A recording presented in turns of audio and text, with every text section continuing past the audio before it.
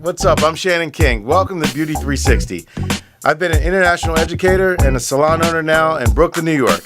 And I've traveled the world teaching and learning the best tips and tricks from the best stylists in the world for the last 25 years. Now I get to travel around the country and highlighting my friends and their salons near you.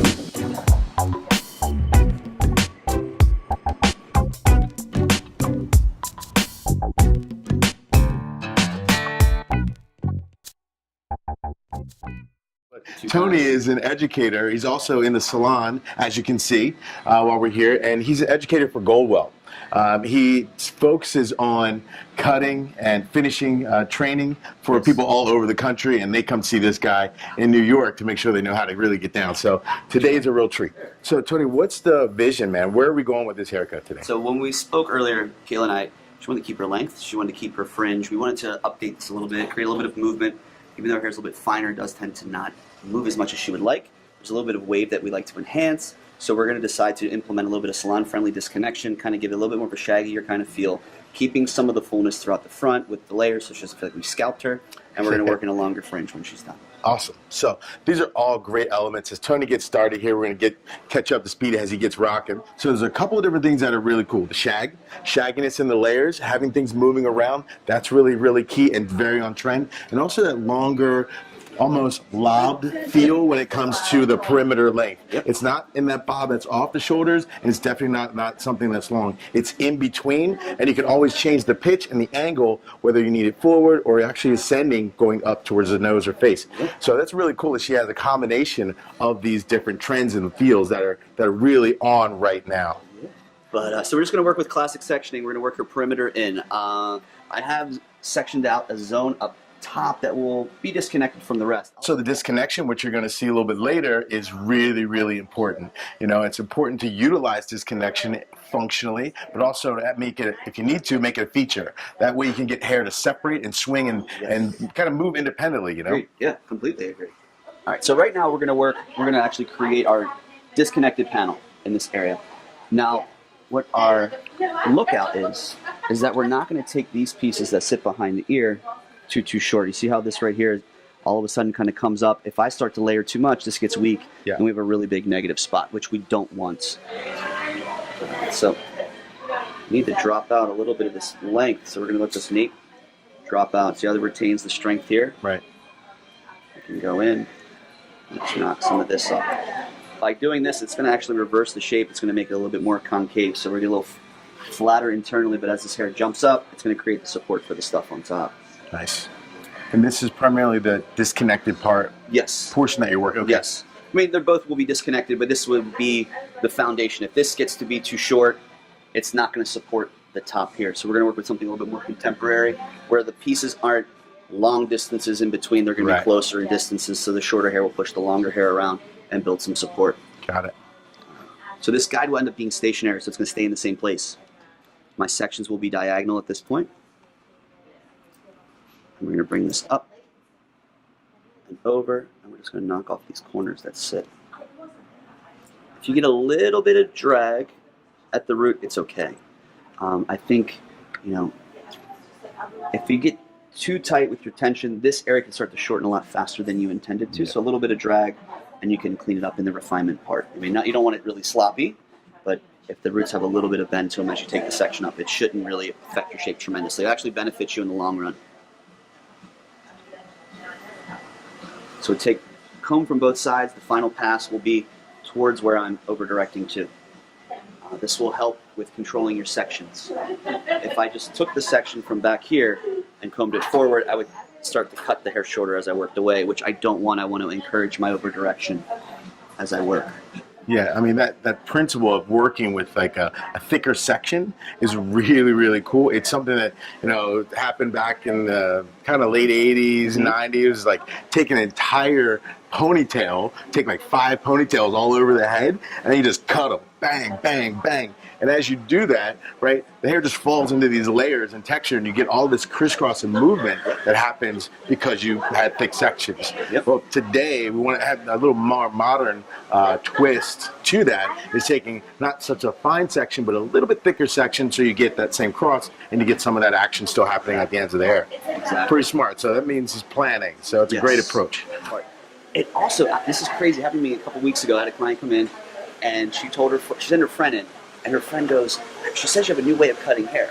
All I did, I implemented some disconnection, and I dried it in 2 sections versus drying it all together. Right. And to them, it became a perceived value of being something a little bit different. That's interesting. Very simple. Really, really interesting. But it was a good selling point. I like it. I really like that. In fact, I'm gonna try it. Try it, man. Tony's working in this area. You know, he's already cut. He's just working with the paddle brush and his blow dryer. Pretty key anytime you're going to work with these 2 tools, keep them close together, right? A lot of times I see people get them a little too far apart, and what happens in the middle is a lot of wiggle, right? And that's always going to give you frizz, it's always going to give you static, it's always going to give you everything you don't want. So if you're going to work in this manner, it's important that you finish in the same manner too, so that you have a nice polish to the hair. I think, yeah, you hit it right, and I think you quoted the Bauhaus movement, you know, form follows function. And I think that should be the way it is. And it's not always about creating, I mean, obviously you want something to be trendy, you want it to be pretty, but sometimes you need to fit someone's everyday lifestyle when it comes to their hair. Because if she can't do it when she gets home, it doesn't matter if it's the most killer. Yeah, we're the worst. Forget it, we're the worst. Just, we've placed hard lines in, right? We've placed hard lines, straight lines. We didn't do any point cutting. Now we're going to soften this up, but I want to make sure that I keep the basic shape intact. We can make this a little bit more personal. So we make it seamless. We can't really tell at this point. I mean, some of the color lends itself to showing where the shorter pieces are, but you can't really tell what's really short and what's really long to it. You could go through with a smoothing brush, you could go through with an iron. I personally, with my salon work, I don't always have time to do the iron, you know, working on the 45. So I have adapted the smoothing brush. It gives a really nice polish, similar to that of a flat iron, without making the client feel that she has to flat iron this when she goes home. All right, where we at? All right, so now we need to decide our length with our disconnection here. Now as we look, they're pretty close in length, so this is going to end up being more of a little trim through the top. Because if this is too close, it's going to sit and become a weight line. A and layer it won't be there. disconnected anymore. So we're going to clean up this line going forward. You end up with that layered haircut that you see them. Yes. Yeah? So we're just going to clean this up. We're going to use, call this a triangle cutting line where it gets a little bit longer to the front. Leave that length as it goes forward. Nice. You know, this will work. A lot of this is going to be triangular in shape. Like the back, everything was over-directed, created a triangular shape. And when it fell, the layering was more triangular. Same thing with this as I work forward. Depending on what hair cutting Bible you prescribe to. This has a little bit of a swelling sort of feel, you know, because things are getting wrapped over the top of the head. If I wanted to, I could make this a little bit more square, and I could start a stronger over direction when I got past the round of the head, the parietal ridge. With the parietal ridge, I could actually leave it a little longer in the bottom, but I think that her hair probably wouldn't handle doing something like that. It would make this a lot finer, and I don't want that to happen. I want still long, pretty hair. I mean, you can still see we removed some texture from it, but it's not really weak or wimpy. I guess from the hairline back, I use about the second knuckle to the tip of my fingers, about the depth that I'm going to use. I'm going to assess this. I'm going to comb it forward, make sure that it is dense enough without being too dense. You know, having that super duper heavy fringe. The mom fringe. We don't want the mom fringe. The mom fringe. Or that, oops, I cut it by myself, and it's like the super, DIYs. Yes. I remember when those were in, man. The DIY fringe. Oh, just. What about what's floating around the internet right now? I don't know who the actress is, but someone cut her fringe like up to here. It looks like they did it at home. But oh man, do a scalp. And you go in here, and we're just going to match. It's going to give us a little bit of layering and a slight bit of over direction, because I am over directing it from where it actually lives. Because the head rounds away here, and it rounds away there. It's going to give me a little bit more of a rounded sort of shape. We will detail it after we dry it. I don't really like. I've kind of gotten into the zone of just detailing this after I dry it to see where it kind of lives. I create my architecture, and then I go in. Oh, you want to do this way today? Cool. And then I'll kind of disrupt and decorate it a little bit more. What's cool here is that as you're working through this, a lot of times, and I see this quite a bit, is that will elevate or create the shape, the interior layers and so on with one elevation, pick a degree. But then when you go into texturize, maybe not paying attention to that same degree, you can get different points, you know, and lines that are coming through that aren't really supporting actors then. They're kind of a little combatant, right? So then you'll end up seeing those layers. Or when a client goes home and styles their hair, they're going to see these pieces that really didn't mesh. Again, if that's necessary, sometimes it is. You just got to let them know, hey, you're going to see not a straight line, right? And that's important that you do not have a straight line so you can get the texture movement that you're looking for. So this was blow dried and finished really, really fast. So if you're at home and you're doing this, you want to get like a paddle brush like this. You notice that it's wider. All the pins that are on this, all the bristles, they go in a row so you can detangle when your hair is wet.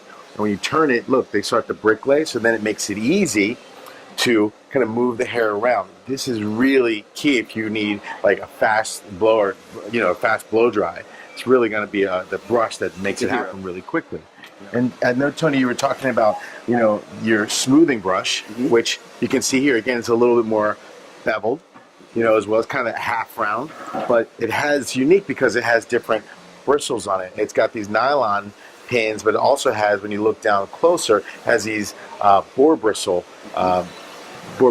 you know, that also create more tension in the hair. So this is great for smoothing, right?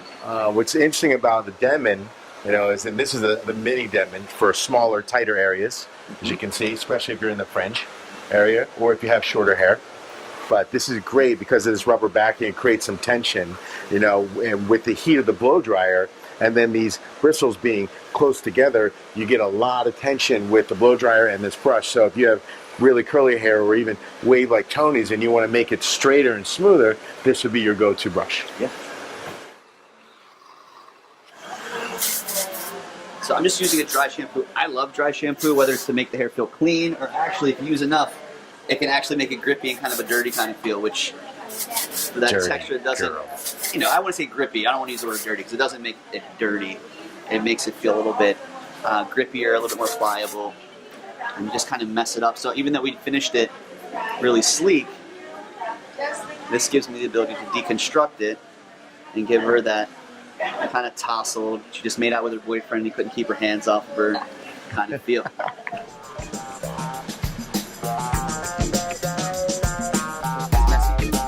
That's it, man. This looks beautiful on you. Looks amazing. Nice work, my man. As always. I appreciate as it. always. So if you're anywhere near Baltimore or anywhere near like the East Coast, come and see Tony. He's a technician, so you're gonna get this from him. So make sure you come see Tony Cola. Come see me go for well. hairstylists out there, man. Right Check on. us out. This looks awesome. All right. So what do you like about the way that Tony approached your haircut, or how it looks now to you and feels?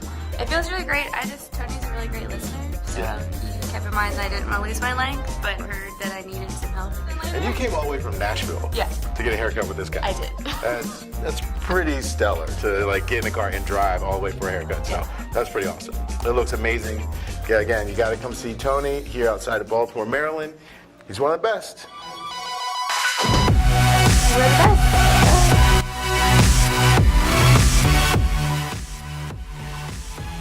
Been in the spa industry for 40 years, and what I can tell you is I now work with the best hairdressers that I've ever worked with. I think we have the best hairstylists on the East Coast. The finishing work that this team puts out is amazing.